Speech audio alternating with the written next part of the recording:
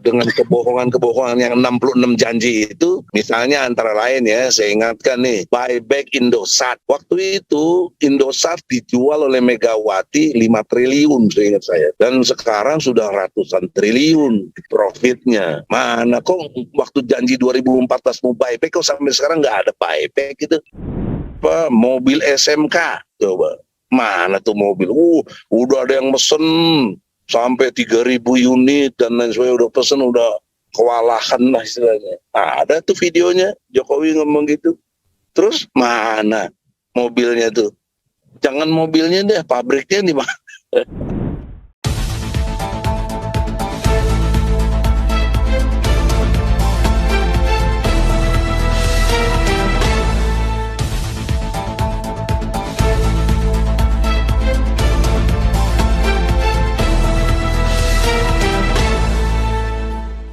Saya melihat dan menyaksikan fakta dan juga mengalami, termasuk diri saya di penjara dulu, itu kan secara objektif apa kesalahan saya gitu loh.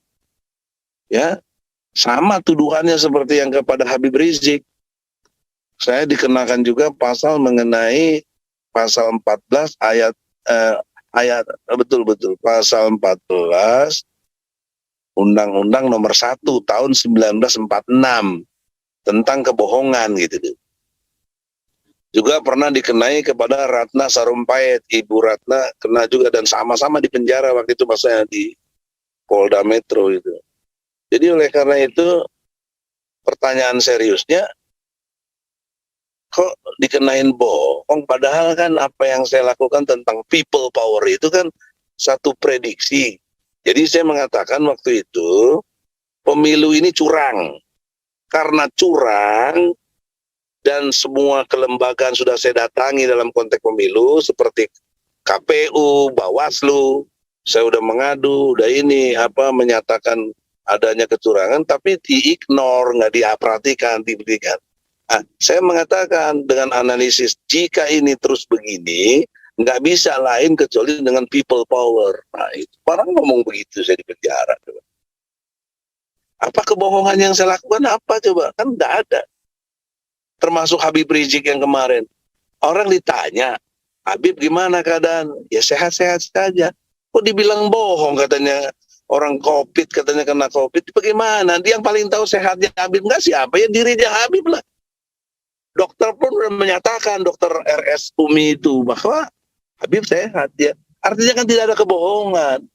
Kok dipaksakan ada kebohongan? Pakai pasal itu lagi, itu tidak ingat juga ya, ini harus ngerti ini. Ini Undang-Undang Nomor 1 tahun 46 itu dulu belum ada internet, belum ada WA, belum ada macam-macam yang kaitannya dengan sekarang kemajuan teknologi, nggak ada itu. Tapi kenapa dikenain itu? Terus kalau ditajamkan lagi keonarannya apa? Keonarannya di medsos, katanya medsos apa ke medsos itu? Jadi keonaran apa? Waktu undang-undang ini dibuat ada medsos kan kagak ada. Jadi logikanya absurd bener gitu loh. Nah oleh karena itulah saya berani gugat, saya bikin konstruk hukumnya, masuk dari pintu perdata ini, bahwa Presiden telah melakukan perbuatan tercela. Itu ada di Undang-Undang Dasar 45 pasal 7A. Jadi bukan saya ngarang-ngarang. Tadi Anda nanya kan apa konstruk berpikirnya secara hukum. Nah ini yang harus dipahami sebagai satu fakta yang jelas gitu. Nah oleh karena itu dengan kebohongan-kebohongan yang 66 janji itu, misalnya antara lain ya, saya ingatkan nih, buyback Indosat. Waktu itu Indosat dijual oleh Megawati 5 triliun seingat saya. Dan sekarang sudah ratusan triliun profitnya. Mana kok waktu janji 2014 mau buyback, kok sampai sekarang nggak ada buyback gitu Indosatnya. Itu kan fakta kebohongan yang jelas gitu. Mau ngomong apa lagi gitu. Kemudian mobil SMK, coba. Mana tuh mobil? Udah ada yang mesen sampai 3.000 unit dan lain sebagainya, udah pesen, udah kewalahan lah istilahnya. Ada tuh videonya Jokowi ngomong gitu. Terus mana mobilnya tuh? Jangan mobilnya deh, pabriknya di mana? Mesinnya siapa yang buat? Aduh, ini kan kebohongan nyata gitu loh. Dan di depan publik semua. Jadi kalau ada ulama yang masih dukung juga Jokowi, saya bingung nih otaknya apa itu ulama itu. Ya, atau orang-orang yang tetap mendukung sono itu. Orang bohong kok didukung gitu loh. Yang melakukan perbuatan tercela itu. Kemudian melarang impor beras, gula, garam, yang kita semua punya. Ngapain impor-impor? Wah, dasar itu. Luar biasa emang presiden kita itu Jokowi. Tapi faktanya malah sekarang banyak impor kok berjuta-juta ton impornya itu. Dan setelah kita ketahui secara penelitian kecil-kecilannya, 1 ton gula misalnya ya, itu ada fee-nya bisa $30 itu. Jadi berapa juta ton kali $30 itu udah fee-nya yang luar biasa. Korupsinya udah ada di situ. Dan banyak lagi yang lain ya, yang kalau diprediksi banyak sekali lah. Ekonomi meroket 7%, sampai tangannya begini-begini. Tahunya nyungsep 2,7%, kita nyungsep ini minus. Kalau minus 2,7 perhitungannya berarti menjadi 9,7 kita ini. Makanya susah. Padahal 1% saja pertumbuhan ekonomi itu mampu menyerap tenaga kerja 500.000 gitu loh. Itu teori yang saya pahami dalam dunia perburuhan. Karena saya juga pernah ketua PPMI, Persaudaraan Pekerja Muslim Indonesia. Ya, sekarang pimpinannya Daeng Wahidin itu. Nah, oleh karena itu di dalam kesempatan ini jangan kita dituduh mengada-ngada, kita punya berdasar intelektual. Kalau enggak juga di pengadilan ditolak kita kan. Ditolak dong, apa ini? Kok ngada-ngada begini?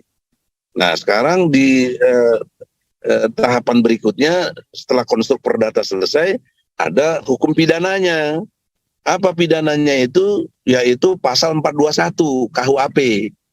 Dalam pasal 421 KUHP disebutkan seorang pejabat atau istilahnya pejabat negeri yang ada melakukan pembiaran atau memerintahkan sesuatu dipidana 2 tahun 8 bulan. Itu boleh lihat di KUHP, ada pasal 421 namanya. Jadi ada perilaku pejabat yang memerintahkan sesuatu dan atau membiarkan sesuatu. Nah, ini banyak terjadi. Misalnya, kalau kita ingat, jangan lupa, brother, everybody, semuanya ngerti ini. Pemilu 2019, kenapa saya berani juga tuduh curang? Karena ada orang yang meninggal, lebih 800-an orang meninggal itu loh. KPPS apa istilahnya waktu itu.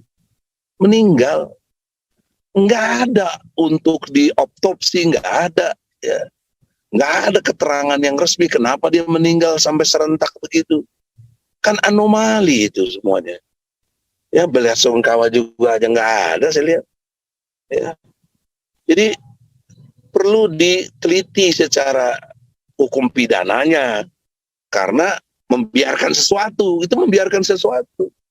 Termasuk yang terbaru, 6 suhada FPI mati. Apa keterangannya? Kok nggak ada yang resmi? Tersangkanya aja sampai sekarang nggak ada yang diadili untuk maju. Nggak masuk udah berapa bulan kalau dari bulan Januari coba. Ya udah mau masuk 7 bulan besok nih Juli.